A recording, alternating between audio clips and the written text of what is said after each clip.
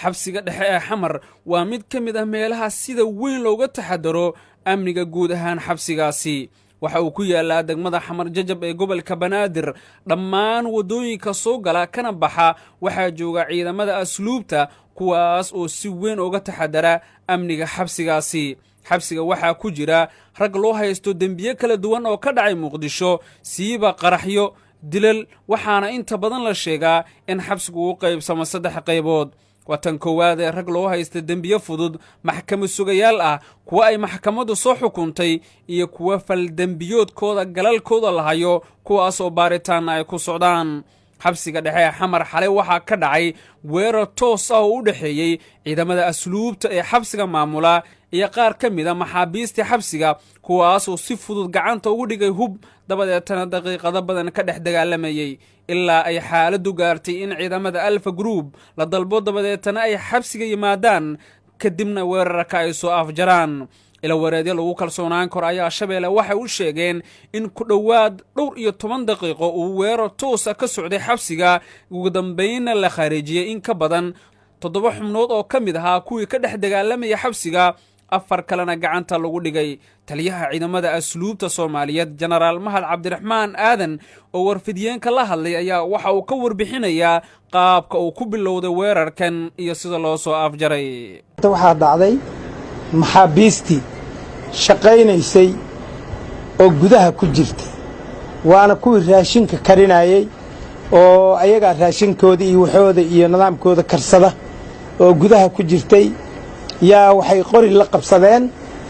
askari waardiye ka ahaa oo gudaha kula dhex jiray oo hawshii la waday qoriga la qabsadeen nasiib wanaag si fudud qorigii markii ay la qabsadeen gacantooda uu ku galay waxay bilaabeen dagaalka dhacay waa noocaas dhibaato badan bay soo hoysay mar hadday gudihii xabad ka bilaabatay dagaalkaas wuxuu keenay dhimasho iyo dhaawac isla markii waxay boobsiyeen askari labaad oo kor saarnaa bay toogteen askarigiina waa soo dhacay qoriyihii ay haysteen oo gacantooda galayna 2 qori ay noqotay 2dii qori ayay ku dagaal galeen marka baabku waa sidaas waxa meesha ka dhacayna waa inta ayada wax ka gudubsan ma jiraan habacsanaanta dhanka ammaanka waa tan keentay in si fudud maxaabiista ay ku helaan qoryo dabadeetana ay dagaalamaan laakiin taliye ku-xigeenkii hore ee hay'adda NISA Ismaaciil Cismaan oo wareysi gaar ah siiyo Shabeelle ayaa waxa uu qabaa in loo baahan yahay in isla xisaabtan dhab ah la sameeyo waxa uu nasiyo xog dhameystiran oo ku aadan qaabka uu shaqeeyo xabsigan iyo sababta keentay weerarkan marka horeba hadii ay taariikhdaas run tahay shaki baan ka qabaa hadii ay run tahay waxaaba mamnuuc ah in ilaalada maxaabiista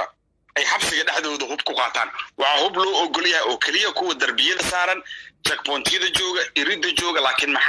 ilaalada maxaabiista ku jirta gudaha xabsiga dhexdiisa waxa ka mamnuuc ah inay hub qaataan sababta loo mamnuucayna waa mid hadda aad sheegtay oo dhacday oo kale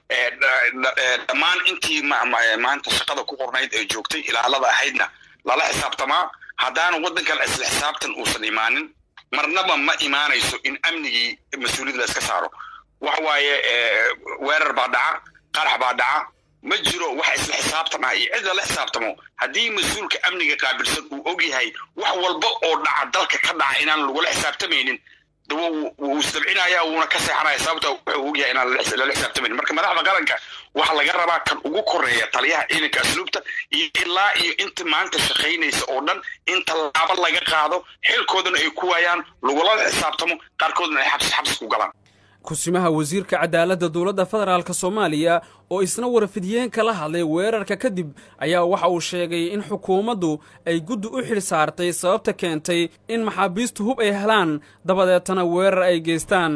si hayaha wasiirka cadaaladda waxa uu sheegay in cid walba oo lagu helo in weerarkan ay ku lug lahayd ay maxkamad la tiigsan doonaan isagoona noo carabaabin khasaaraha ka dhashay weerarkaasi balse hadalkiisa ku soo koobay in dawladdu ay wado baaritaan amuurtaasi ku aadan haddana waxaa socda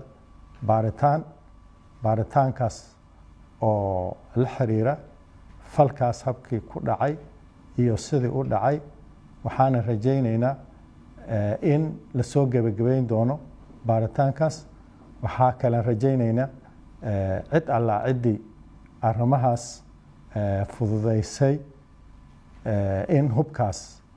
gacanta ay u galaan nimanka oo rabshadaas halkaas ka kiciyey waxaa lagu qaadi doonaa sharciga waxaana la horgeyni doonaa sharciga waxaan u ballan qaadaynaa ummadda Soomaaliyeed in aan ilaalin doono xabsi. dhowaan baarlamaanka federaalka Soomaaliya ayaa shaqadii waxay ka joojiyeen ra'iisul wasaarihii hore ee Soomaaliya Xasan Cali Khayre. haddaba taas ma loo micnayn karaa in xaaladda amni darre haatan ka jirta Muqdisho ay soo dadejinayso isla xisaabtan la'aanta? mar kale waxaa inoo sharaxaya taliye ku-xigeenkii hore ee NISA. waxaan ku sheegay xilka qaadistii lagu sameeyay ra'iisul wasaaraha ayaa keentay waxaan loo yaqaan vacuumka ama maaragtay hay'adihii dawliga ahaa oo aanan maanta ogeyn maxaan ku yiraahdaa meesha bari ay maaragtay cagaha dhigan doonaan sababtoo ah waxa la sugayaa waa ra'iisul wasaare cusub iyo golo wasiiro cusub iyo isbedel wadanka ku yimaada marka qof og inuu bari shaqadiisa weyn karo ama la bedeli karo oo shaki badan uu kaga jiro waxaa taas ayaa fududaysay inay isdhigtaan oo ay ka seexdaan shaqadii loo gimaday oo ahayd amniga sugan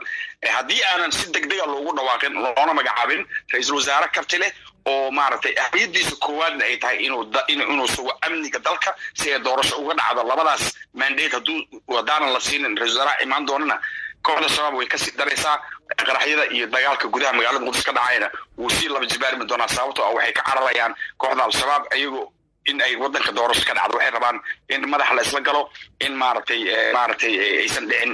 wax nidaam dawli u ah oo ay doorasho ku dhacdo marka waa in mas'uuliyad la iska saaraa sugidda amniga waa in si degdeg ah loo magacaabaa ra'iisul wasaare keena golo tayo leh oo wasiiro ah oo suga amniga dalka doorasho la qabto. shacabka Soomaaliyeed ayaa dhagta u taagaya in dawladda Soomaaliya ay soo bandhigto sababta keentay in maxaabiis ka mid ah kuwii xabsiga ku xirnaa ay qoryo helaan dabadeetana ay dagaalamaan. guud ahaan khasaaraha ka dhashay weerarkii xalay ee maxaabiistu ay ka geysteen bartamaha xabsiga dhexe ee Xamar ayaa aad u korortay. maxaabiis gaaraysa ilaa 7 ruux ayaa la toogtay halka ciidamada dhimashadoodu ay gaarayso 4 sidaan ka soo xiganay laamaha ammaanka. xabsiga dhexe ee Xamar xaaladiisa ayaa haatan waxay tahay mid degan inkastoo dawladdu ay sheegtay in baaritaanna ay wadaan. dhinaca kale siyaasiga aadka u dhaliila dawladda federaalka Soomaaliya ee Cabdiraxmaan Cabdishakuur Warsame ayaa waxa uu sheegay in ay nasiib darro tahay in xaaladda amni ee Muqdisho ay faraha ka sii baxayso. waxa uu siyaasigu sheegay in weerarkii xalay ka dhacay xarunta xabsiga dhexe ee Xamar ay hay'adda NISA gacan weyn ku lahayd isagoo sheegay in qoryihii ay ku dagaalamayeen xubnahaasi hay'addu si qarsoodi ay xabsiga u geysay. sababtii maalin dhaweyd ciidan ayaa la weeraray xaruntan lagu weeraray xisbiga waa la qariyay warbaahintii hatiina cid inii sheegtay ma jirto waxa ka ogtiina jira maya waa la qariyay xalay shabaab ayaa hub loo geliyay salligii dhexe ee dawladda si loo fakiyo dad shabaab meesha ku jira ujeedo kale ma ahayn waxba yaan xabsiga dadka madaxda ka ay mas'uuliyiintiisa lagu marsiyoonin waa qorshe taliska nabad sugidda ka socda waxaan kala garlaanahay taliska nabad sugidda inuu yahay shabaab iyo inuu yahay talis Soomaali u shaqeeya waa la kala garlaaya ra'iisul wasaaraha la magacaabi doono hadduu rabo kalsoonida dadka iyo dadka inay aaminaan waa inuu taliska nabad sugidda wax ka qabtaa hoggaankeeda gaar ahaan oo ayaga iyo shabaabkii la kala aqoon waayay waxaan rabnaa ra'iisul wasaare fuliya heshiisyadii Dhuusamareeb 1 iyo 2 saddexna ka gugaara oo kamira dhaliyaan rabnaa oo dalka si nabad ah transitionka ku dhaafiya xilliga kala guurka ah waxaad ogtihiin dadka Soomaaliyeed ay ogyihiin in baaqi isdaba joog ay soo baxayaan oo maamul goboleedyada ka imaanayaan oo xisbiyada siyaasadda ka imaanayaan oo bulshada rayidka iyo dadka wax garadka ay ka imaanayaan dheer garadka oo ay qabaa'ishii ka imaanayaan qaasatan kuwii magaaladan xooggeeda deganaa intaas oo dhan madaxweynaha wuxuu ku talagalay iyo taliskiisa nabad sugidaba inay dhagaha ka furaystaan suuragal ma aha waxaan ka digaynaa xaaladda dalka waan ka warqabnaa idinkana oo ogtihiin warbaahinta dadka Soomaaliyeed magaaladan ku nool oo ogyihiin waxaa la yiraahdaa xaaladdan oo kale xaalad kacsanaan ah xaalad deganaan la'aan lagu jiraa waxaana keenaya hubinti la'aanta masiirka dalka la geliyay iyo halka loo socdo ayaa keenaya saas daraadeed waxaa dhici kara qarax yar oo magaaladan ka dhaca kama wada qaraxii al-shabaab iyo argixisada laakiin wax yar oo wax qarxiya ama trigger wax la yiraahdo inay dhibaato weyn dalkan ay ka dhaliyaan maadaama ay dadkii abursanaan iyo caro iyo maaragtay tabasho ay isku darsantay